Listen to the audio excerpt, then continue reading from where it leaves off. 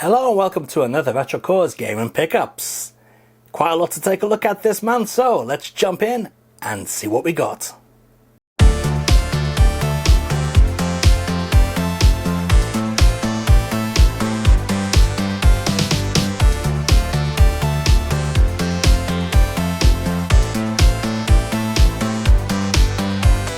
So let's start off with some hardware, and this is the Tab R10 Pro from HOTWAV. So I'll be doing a full-on video review of this in a later episode, but for now I just like to show you what I've managed to pick up. As you can see, this comes with a glass screen protector already installed, and it's one of those rough and tough tablets. As you can see from the promotional material, it can do all sorts of things, like stick it on the water, throw it in the mud, and the battery on it is massive, so it's going to last forever. So as I said, I'll be doing a full-on review of this device in the future. Plus we'll take a look at the capabilities of it, as well as checking out the quality of the cameras and so on. By the way, if you're interested in this, I'm going to put a link in the video description down below, so do check that out. Alright, let's move on to some gaming items now. And first up on the gaming items are a couple of Mega Drive games. So this one you may have already seen on the channel previously. This is P47-2 MD. My version came with a CD single. Yes, one of those little 3.5-inch CD singles.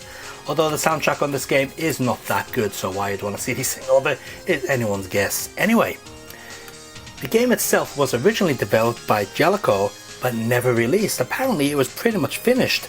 However, it never got released, so City Connection bought up the rights, finished off the game and released it this year on the Mega Drive. And as you can see, it comes in a full clamshell box with a full color cartridge, as all Japanese Mega Drive games were like. Although this is sort of extra shiny. Mega Drive games were never really this shiny. And in the original video I did say that mine wasn't beveled, but taking a look at it, the cartridge is ever so slightly beveled, only very slightly. So you know, it is beveled, but it could be a little bit better done. And of course the manual represents the old Japanese style of Mega Drive manual, so full color. And actually I wouldn't be surprised if this was the original menu layout, or the manual layout, which they've just you know, reproduced for this modern new release. But the game itself is quite easy, to be honest with you. I got to the very last boss without continuing, so it is an easy game. But it is also a fun game, so if you do buy this, I would recommend playing it on the most difficult level, and don't play it on normal or easy, because you will finish it in next to no time. And sticking with the Mega Drive, we've got a game that you've probably never seen before on the Mega Drive. This is Jiao Mei, a walk-along, scrolling beat 'em up, starring this woman here. This was actually released by Columbus Circus, as you can see here. Sorry, Columbus Circle. I always call it Columbus Circus. And it is a throwback to the old Yeehaw Kung Fu. No, not Yeehaw Kung Fu. What would you call it? That game by Irem. I can't remember the title of it now. Yeehaw Kung Fu was by Konami. Basically, the one where you walk along scrolling the level and killing the ninjas with kicks and punches. It is based upon that. Being a Columbus Circle release, again we do get a custom cartridge, and this one is not beveled at all, and actually feels very rough there on the cartridge connector. So yeah, that's standard affair from Columbus Circle. We do get a semi-translucent cartridge. I don't know if you can just about see through that. You can see the PCB there, or the pin connectors. But the good thing is you do get a full color manual, as to be expected, and the manual is printed very well. A lot of the early Columbus Circle releases had pretty dodgy manuals with very low quality print. However, this one is printed very nicely, as you can see. It looks really, really nice. And the game itself, as you can see in the video up there, is fairly decent looking. I mean, it's certainly not going to win any awards for ultimate in graphics, but it does what it sets out to do, and it does it pretty well. Not bad at all. And I've never seen anyone talking about this game on the Mega Drive on the English speaking net. I mean, I could be wrong, I haven't looked very hard, but doing a general casual search, I can't see anyone talking about it. So let me know if you'd like to see some playthrough of this. Maybe we can do a dedicated video for this game. staying with the old 16-bit systems, we have a Super Famicom game. This is Super Billiards and a little bit dusty. Now this game is probably going to play second fiddle to Side Pocket, or is it? Well, second fiddle to Side Pocket on the Mega Drive, but probably better than Side Pocket on the Super Nintendo, since the Super Nintendo version of Side Pocket is not that good. Now I believe this one also did get a release in the West, and it is actually a Western made game. If I can remember who made it, I think it was Software Toolworks that made this. However, the Japanese box really does make it stand out with this lovely beauty on the front, on the back cover here, and on the front cover as well. Now this is an old game, this is an original, so the condition of it is in excellent shape. And taking a look at the inside, you can see the manual, while not in complete disastrous condition, it is a little bit bent, so you know, a little bit bent there, but overall not too bad. And a little bit stiff. I wonder if somebody's been having a bit of fun with this manual. dirty buggers. As far as pool games go, I do like this one. It has all sorts of different options available, such as many different versions of the game of pool, as well as trick shots and different types of tables and so on. So it really is a nice version of pool, and quite rare for a lot of Super Famicom cartridges these days. The back of it hasn't turned all brown and nasty. Yes, so Nintendo must have used nice plastic on this one. A lot of Super Famicom games these days have really nasty brown backs, as if somebody's wiped the backside with it. But no, this one's still nice and clear. And let's move on to some modern games with Xbox Series X. This is Virtua Fighter 2 from Limited Run. Thankfully their logo doesn't kind of get in your face. It's kind of where the Sega Saturn logo should be. In fact, they've used the Japanese Saturn font by the looks of it. Now I would presume that this is just the Virtua Fighter 2 release that came out on the Xbox 360, which is also backwards compatible with the Xbox. As you can see, this is still sealed. I only turned it up a couple of days ago, so I haven't had a chance to play it, but I doubt there are any extras on here. So if you've ever seen this on PlayStation Live on your PlayStation 3, maybe on PlayStation 4 as well, or Xbox 360 and Xbox Series consoles, I believe it's just going to be that version, but on a disc. Either way, Virtua Fighter 2, you can't go wrong with that. Next we have an Assassin's Creed game. Now, you know, it is cool to hate on Ubisoft, but I've got to say, this is one amazing title. In fact, take away the Assassin's Creed name. You don't need the Assassin's Creed name on this to sell it. If this didn't have Assassin's Creed on it, it would still be an amazing game. They have really outdone themselves with this title. I'm playing it in Japanese, obviously, since it is a game based in Japan. And it does not seem like a Ubisoft game. It is very, very well made. The graphics are amazing. I'm playing in balance mode, so we've got 40 frames per second. So we've got a VRR TV and 120 Hz available. And it's silky smooth. I mean, I don't even notice any drop frames. I'm sure there might be some, but I'm not noticing them. Gameplay wise, it's great. I mean, I can't even say anything bad about this game. The Japanese voice acting in it is top notch. Don't know what the English voice acting is like. I've not played it in English, but the Japanese voice acting is amazing. It's as if it was made by a Japanese game studio. That's how good it is. Gameplay, yeah, it's Assassin's Creed, but it's refined. The amount of destructible areas in the game, the environments that can be destroyed and so on, is way beyond any Assassin's Creed game made in the past, and so it should be, since this is made for modern consoles, unlike previous games which were made for previous consoles.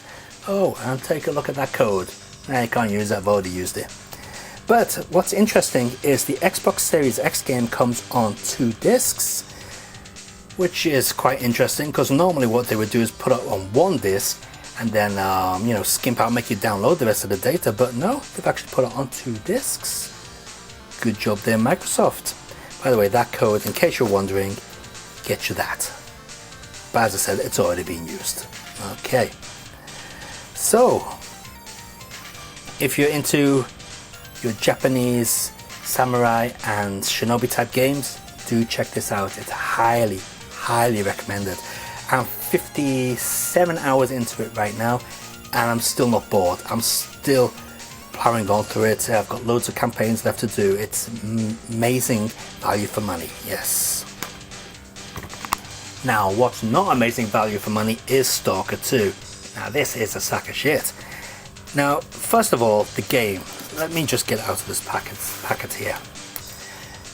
Now it comes in a nice steel box. Now the thing is, I've never played any of the Stalker games before, but you know, I've read the reviews and a lot of people rave about it, so I thought this might be worth playing.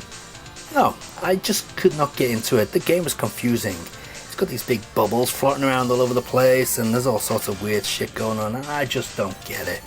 But yeah, it's definitely not for me. But besides the game not being, you know, as good as I expected it to be based upon reviews, it's also incredibly glitchy. It crashes all the time, unlike Assassin's Creed, which I just showed you, which has only crashed once in 54 hours or 57 hours worth of playing. This crashes all the bloody time. Not to mention the graphics are very horrible and smeary looking. It is not a good looking game. Now regarding extras in this Steelbox edition, we do get this little envelope here. And inside here, we've got a couple of postcards. So, you know, that's nice to see. We've also got this thing in here, which is inside this little wallet. I suppose that's your pass or whatever. Alright, and yeah, we got this nice little postcard here, not too bad. And it is printed on nice card stock. And we got some stickers as well, if you're into that type of thing. But yeah, as far as games go, I certainly cannot recommend the Stalker 2. I'm dropping all the stuff all over the place. And finishing up with the Series X games, we've got House of Ashes. Now if you've not seen any of the Dark Pictures anthology games, basically they are an interactive movie. Now to be honest, I did think that this was a little bit short. You don't really have too much freedom in it, and yeah, while you do have some effect on the gameplay and the outcome of the game, there could be more to it, to be honest. It is a little bit limited and, as I said, quite short, so a little bit disappointing considering how much it cost. Still, if you're into this type of game, it might be worth picking up. Unfortunately, as a lot of modern games these days, it didn't come with any documentation, just a disc. Apparently this is one of the better in the series, so give it a try if you're interested. As you can see in the video up there, it doesn't look too bad. Okay, let's take a look at some more hardware, and I've bought some things for my Sega Dreamcast. So we'll start off with this one here.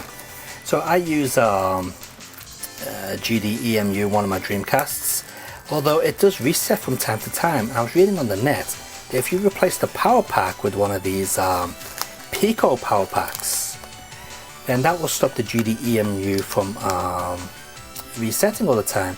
So this is the Dream PSU, and this is version 2. I think it says Retro Pico on it. I don't know. There we go. You see on that side, Dream PSU. So apparently, once this is installed, replacing the standard power pack, I should have no more resetting issues. I'm looking forward to doing that. As you can see, it's fairly easy to install. You just rip out the old power pack and plunk in the new one. Put these pins here on this space. Very, very simple indeed. Even somebody with no gaming, with no building skills could do this. No problems whatsoever. Look at that. You even get a nice little guide showing you how to do it. Something else I wanted to try out is a cheap option for high quality video. Now currently my Dreamcast runs under two different video out options. We've got Burhouse Brothers HDMI converter, and to be honest, I'm not very happy with it because it has a lot of noise on the picture. And I've also got an RGB SCART cable, or a JP21 RGB cable. However, that also looks a little bit soft for my liking, so I was wondering if one of these generic Dreamcast to VGA cables, going through a zero lag generic VGA to HDMI converter box would actually give you a better quality picture than the HDMI converter boxes. And I have a feeling that it will, because those pound converters are really nasty. I think Hyper can also make them as well. They have horrible, nasty, smooth image videos. And I did try out something like this many years ago, and I remember the results being pretty good. So I'm going to do a comparison between this, the Burhouse Brothers HDMI box, and also the RGB SCART in an upcoming video, just to see if this cheap option, which cost me less than 3,000 yen in total, outperforms very expensive VGA to HDMI boxes. Going to be interesting to see that. And finally, back to more retro stuff with some PlayStation games.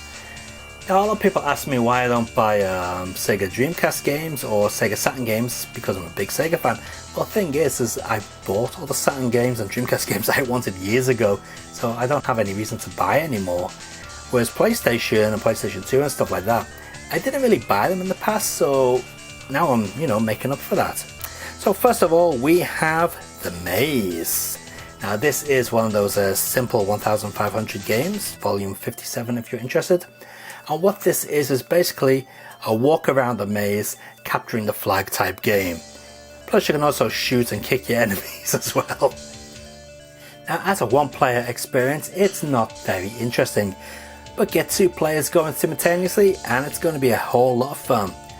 Very basic game, but still a lot of fun to be had. Next up on PlayStation, we've got Hard Edge from Sunsoft. Now this did get released in the West, but I prefer this Japanese version because of the lovely cover. Now the game itself is in English, or at least the voices are in English. Text is in Japanese, but it's not that difficult to figure out.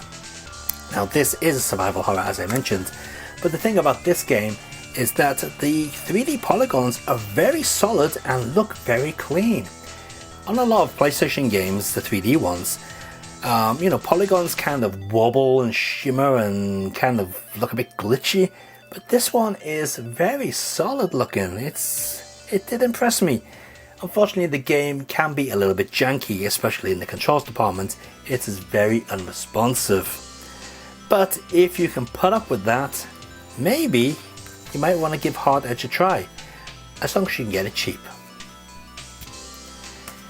Now from a previous video, you may remember that I did pick up Game Crisis a while back when I went game shopping, but that's how long it's been since we've done a gaming update.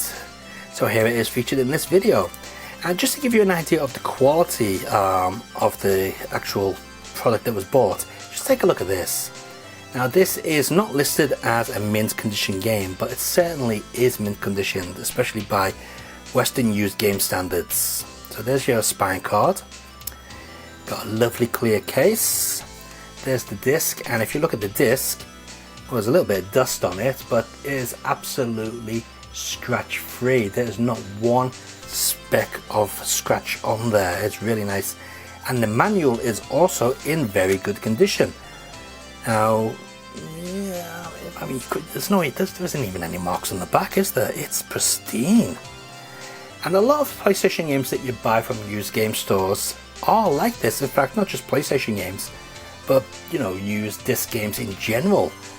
Japanese really do take good care of their products. So if you ever do come to Japan, don't be afraid to go buying used games, because as long as you're going to a reputable store, you're going to be getting some high quality items at good prices. Now believe it or not, this is called Gadeos, although you wouldn't know that by looking at that title text there, would you? This is kind of an open world shooter by Atlas, as you can see up there in the video.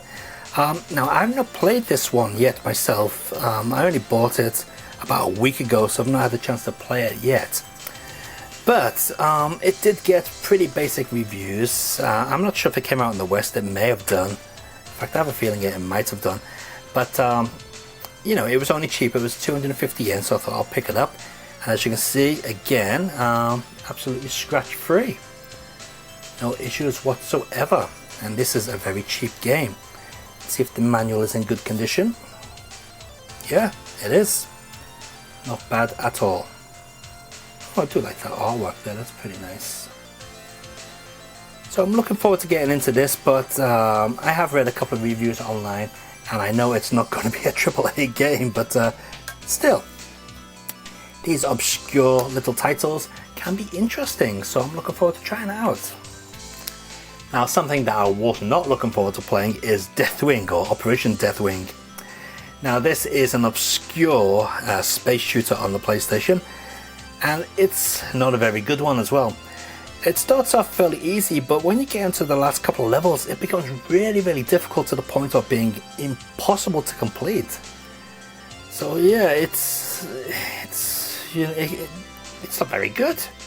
I mean, it's got some interesting looks to it, it's got some interesting graphics. I do like the fact that it's a free roam space shooter, but unfortunately, definitely one you should avoid. And finishing up with PlayStation, we've got Gun Gauge. Now, this is a game that screams for analog controls, and in fact it is analog controller compatible, as you can see right here, but only the vibration option is functioning. The actual dual analog controllers don't do bugger all, and it is a shame because this is a game that requires analog controls. It'd be so much better if it did have analog controls. Unfortunately, it does not. Now, the idea of the game is fairly simple. It's a 3D platform, mazy shooting type game or action game. And honestly, if this did have analog controls, it would be sublime. But the fact that you got tank controls in an action 3D game like this really does hurt the playability factor. I mean, don't get me wrong, I do like the stages. I've been up to the Mehaya Lake area myself, so I've been up to stage 5. But it kind of gets tiring the way it controls, so yeah, a missed opportunity there, Konami. Don't know why you didn't make it analog compatible. Or at least release an updated version that was analog compatible. Now, this game did get a release in the West, so I'm wondering, is the Western version analog compatible? If it is, put a comment down below to let everybody know, but I can tell you now that this Japanese version is most definitely not. So there you have it, they are the gaming pickups for the last couple of months. Not a great deal, but still some interesting items there. Now, do let me know if you're interested in seeing an actual video of this game. As I said, I haven't done much research into the English speaking internet about this Mega Drive version of the game, but on the quick casual search I have done, I've not seen anything about it. So if you're interested in seeing this in action, do let me know and we'll do a proper full playthrough of the game. It isn't that difficult actually, I've already finished it twice. You do get to play as 2 different girls as well. But anyway, do let me know about that. And if you want to share your gaming pickups in the next gaming pickups video, then send an email to the link just there, and we'll feature your games in the next gaming pickups. Until then guys, keep on gaming and enjoy your games. See ya!